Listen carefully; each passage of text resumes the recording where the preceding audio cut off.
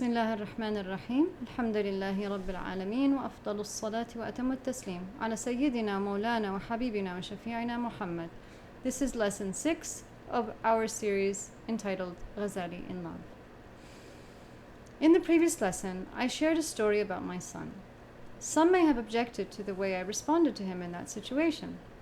Some may have viewed it as validating disrespectful behavior, perhaps even indulging selfishness. Others may have felt discomfort or even been triggered by the image of a mother responding so compassionately to her child. So let's take a step back and examine the scenario more deeply.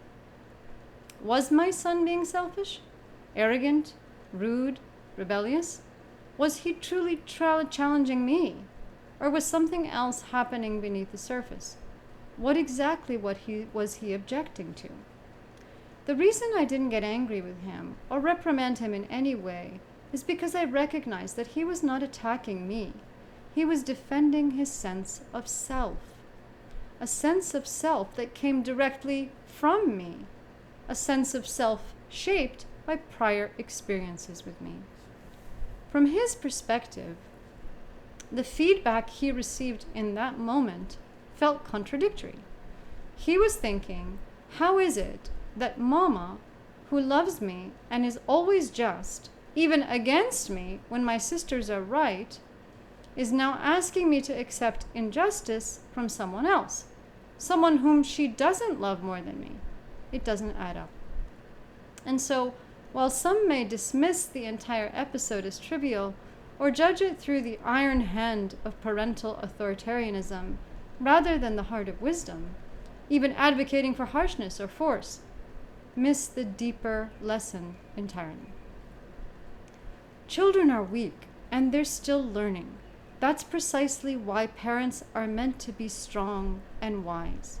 But when parents act weak and ignorant, they raise children with a false sense of self, a broken tasawwur, an inner reality reflected through a virtual lens. The Sufis say, من دخل في هذا الأمر بضعف قوي فيه ومن دخل بقوة ضعف وافتضح أو افتضح. However, whoever enters into this matter of sacred knowledge with humility and a sense of weakness will be strengthened in it. But whoever enters with force and self-assurance will be weakened and exposed. And that is why hikmah is the harvest of humility, and idiocity is the poisonous bloom of arrogance. The Sufis also say, من عظم قدره عند الناس يجب أن يحتقر نفسه عنده. ألا ترى أن إبراهيم لما اتخذه الله خليلا قال واجنبني وبني أن نعبد الأصنام. Whoever holds a great status in the eyes of people must view himself with humility. Do you not see that when God took Ibrahim as his Khalil, he said, alayhi salam, my Lord, protect me and my children from worshipping idols.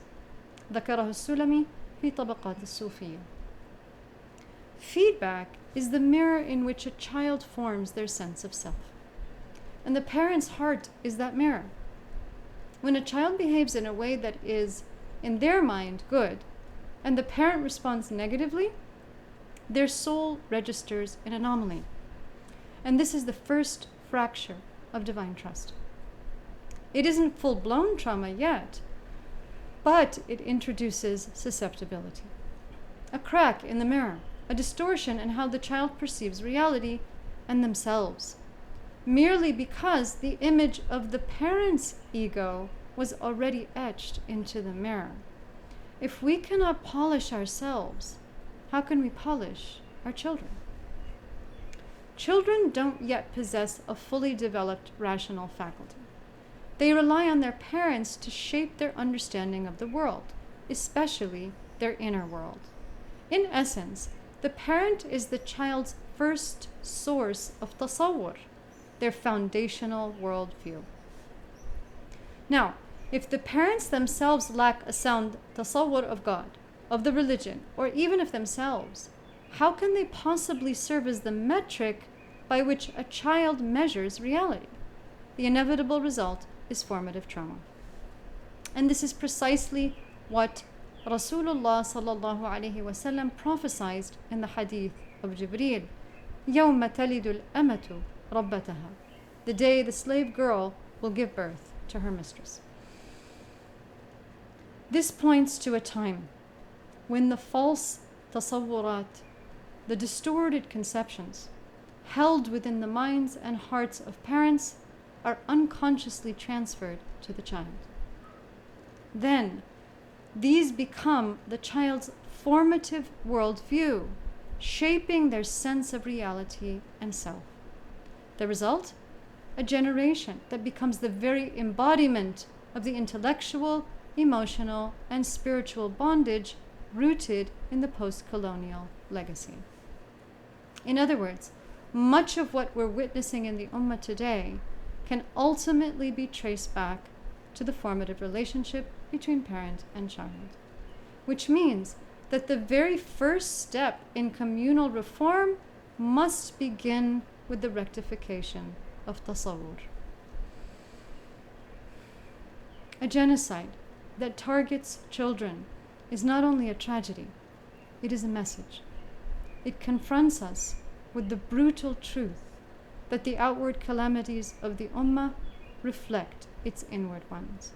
The collapse we witness in the world mirrors a deeper collapse within our homes, our hearts, and the formative bonds that shape how future generations understand themselves and their place in the world. A crisis rooted in generations past can only be healed through the generations to come. Metafiqh is the spiritual movement of time. What will we name the next in line after XYZ and Alpha's time? The children of the cloud, perhaps they'll be, raised without touch, without family, not by the warmth of loving arms, but by mushroom plumes and coded charms, by bombs that bloom and bots that bind, a generation raised by a data stream mind.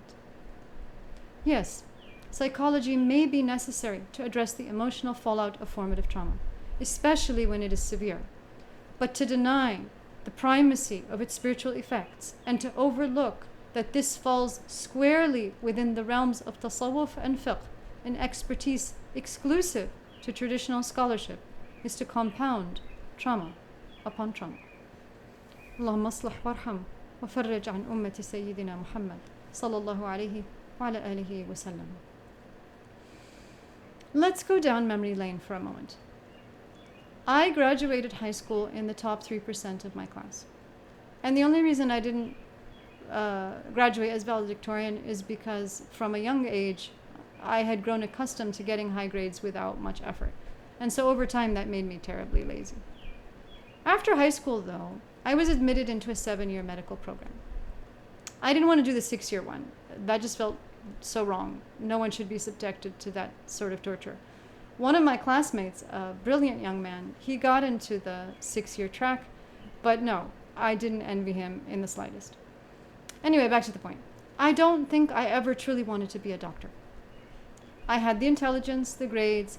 I made the dean's list every semester. In fact, the dean adored me. She kept trying to find excuses to invite me to her office, which was honestly a bit strange. But the important realization came when I had to live away from my parents for the first time. That's when I understood that the only thing that propelled me toward medicine was the tasawwur about myself that my parents had planted in me since childhood. In their worldview, the brightest minds go into medicine. Why? Because that is the system in Egypt.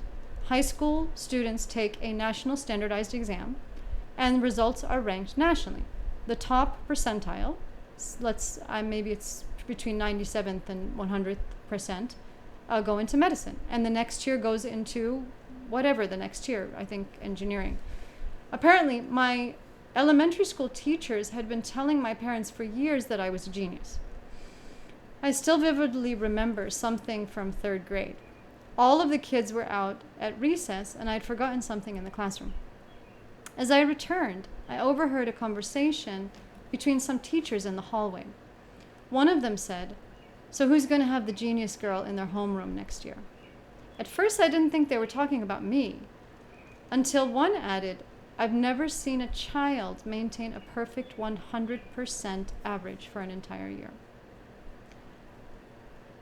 From as far back as I can remember, my parents used to affectionately refer to me as Doktora Iman. We actually have photos of me conducting surgery on my dolls. While other girls were playing with Barbies, I was conducting scientific research on them. So let me give you a piece of advice. Don't freeze a Barbie. She will lose all her hair.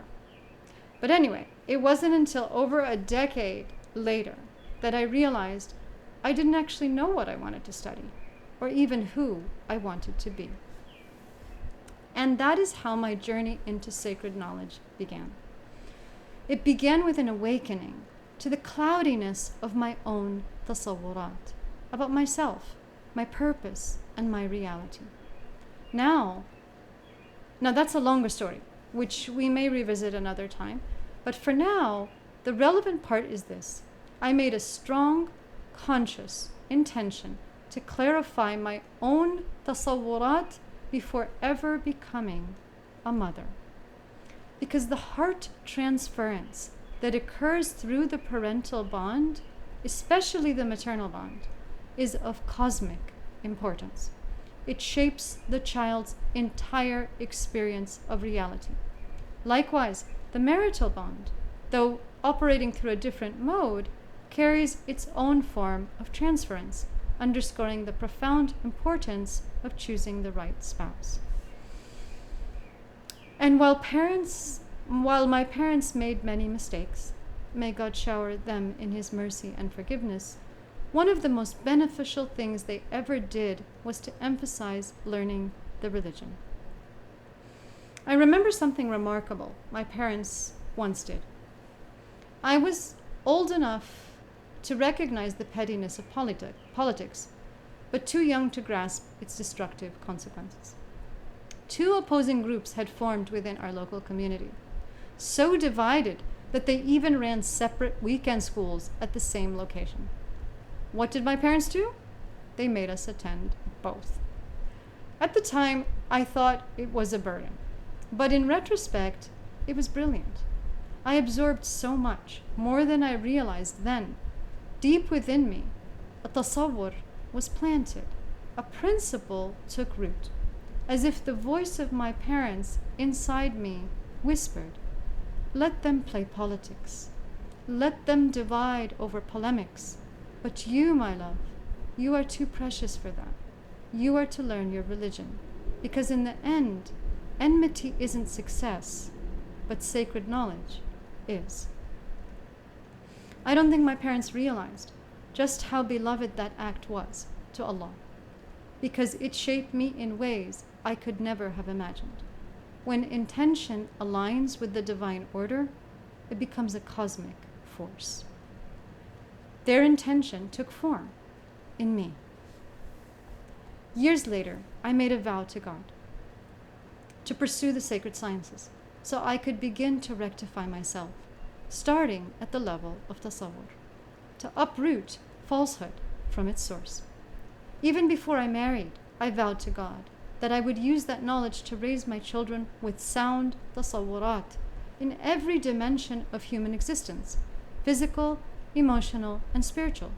I wanted them to grow with integrity, health, and happiness. This is why I chose to homeschool, not primarily for academic acceleration, but because I recognized that education is more than facts. Intelligence isn't just cognition, learning isn't just from books, and parenting isn't just manual labor. It's a divine trust. When I married, I vowed to God that I would not just learn the Sunnah, I would live it through love, through the love of Rasulullah sallallahu alaihi wasallam, through the love of my family.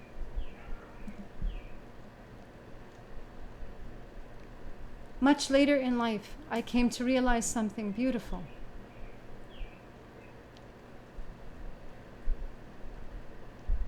through these intentions, through sacred knowledge, through the practice of the Sharia,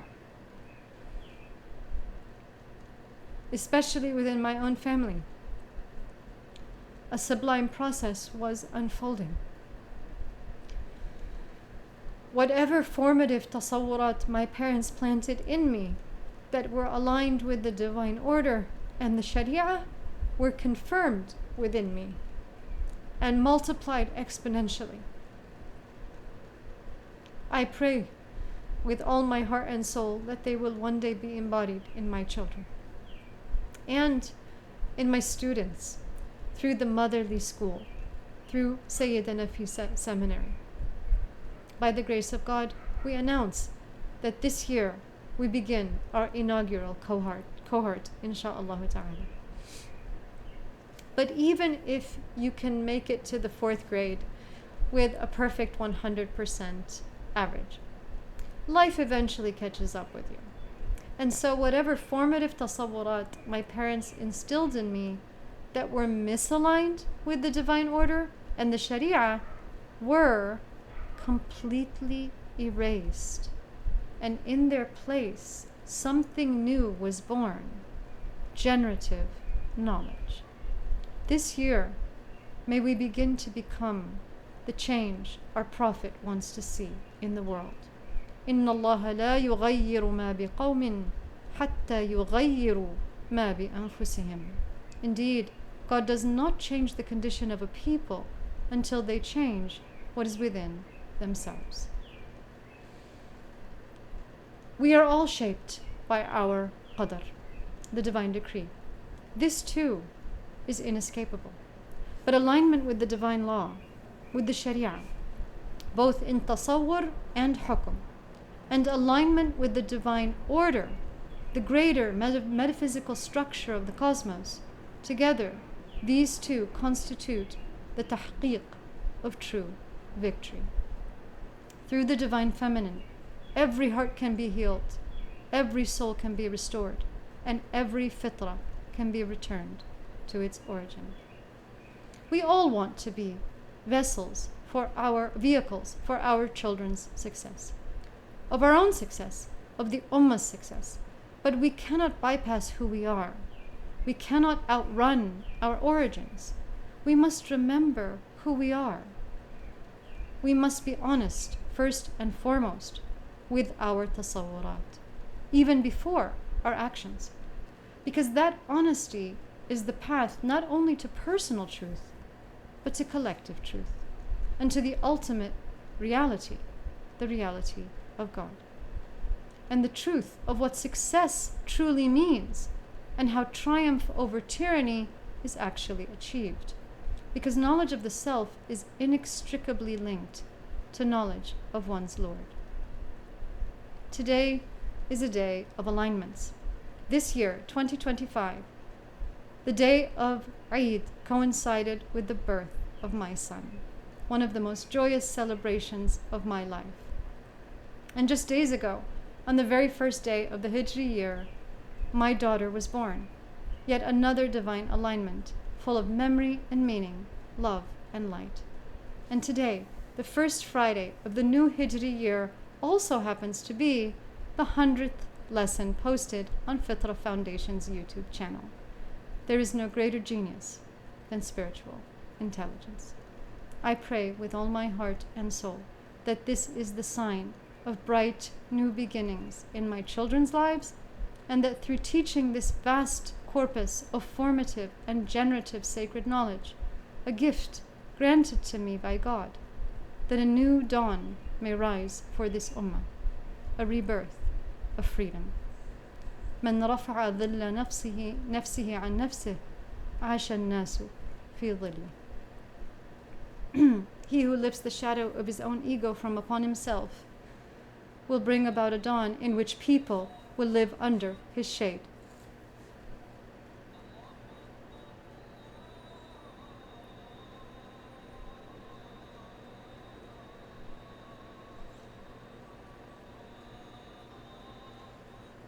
Allahu Akbar, Allahu Akbar, Allahu Akbar, Allahu Akbar.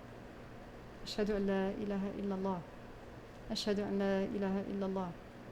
أشهد أن محمدا رسول الله. أشهد أن محمدا رسول الله. حي على الصلاة. لا حول ولا قوة إلا بالله. حي على الصلاة. لا حول ولا قوة إلا بالله. حي على الفلاح. لا حول ولا قوة إلا بالله. حي على الفلاح. لا حول ولا قوة إلا بالله. الله أكبر. الله أكبر. لا إله إلا الله. من رفع ظل نفسه عن نفسه عاش الناس في ظله. He who lifts the shadow of his ego from upon himself will bring about a dawn in which people will live under his shade. Or her. The Arabic pronoun من is general, used for those endowed with reason. رواه البيهقي في الزهد الكبير فصل في ترك الدنيا ومخالفة النفس والهوى. اللهم صل على سيدنا محمد نور الأنوار وسر الأسرار وترياق الأغيار ومفتاح باب اليسار سيدنا محمد المختار وآله الأطهار وأصحابه الأخيار عدد نعم الله وإفضاله والحمد لله رب العالمين.